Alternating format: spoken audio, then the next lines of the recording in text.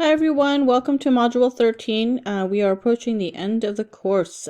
So this one is about life in the mountains. So as we go into Module 13, we have the overview here. You're going to have your content quiz that you take here.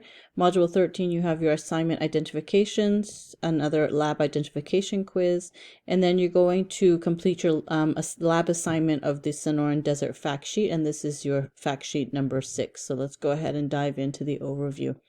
So as always, you've got your learning outcomes linked here, so you got to open those. Be sure to review very closely the Desert Mountains PowerPoint. In there, you're going to find some very useful information that align to the learning outcomes, and you'll be able to use the notes that you take while going through the PowerPoint to complete your module quizzes and final assignments. So here we have our Desert Mountains learning outcomes. Really the emphasis here is we're again linking the geography of the Sonoran Desert with the flora and fauna that appear here. And then really we have this unique term called Sky Island, which refers to those mountains that come out of the desert, much like islands come out of the ocean waters, and that is unique to the Sonoran Desert, and really forms some very unique biodiversity, which you'll learn is our Sonoran Desert is the most biodiverse region in all of the United States and Canada. You're going to talk about some of the mountain ranges that form here, compare and contrast the different types of forests, the temperate deciduous to a coniferous, talk about the bioregions and why it supports so much biodiversity. Interestingly enough, the slides reference Kartchner Caverns, which maybe some of you have been to, but there's some how these caves have been formed, and then the unique cave characteristics. And of course, when we're talking about caves, we're going to dive a little bit into the bats that live in the cave. So you see some familiar names of places within these slides. The Muggian Rim, maybe some of you have been to up at Prescott, talking about some of the physiogeographic regions, so the Central Highlands and the Transition Zone, and going on from there. So it's going to go into the different physiographic regions. You got the Basin and Range, and then the Sky Islands that I referenced, those isolated mountain ranges that connect two very different mountains regions, and you can see incredible plant diversity within just a few miles apart.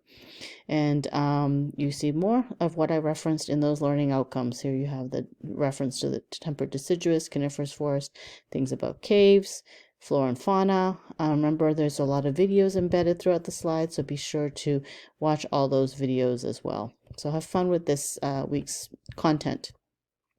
Next, you have the content quiz, which you're going to have to take. Following that, you have your lab assignment identifications, and remember to review the criteria here.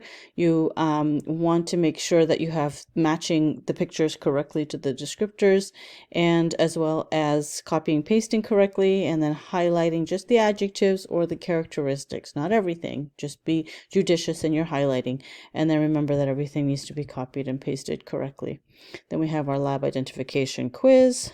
And then finally, you're going to submit your Sonoran Desert fact sheet number 6. So you're going to choose one plant and one animal from the week's identifications, and create a fact sheet and research the species. So remember to include all these elements and follow the criteria in the rubric. Remember that the habitat description should be sufficiently detailed in order to meet expectations.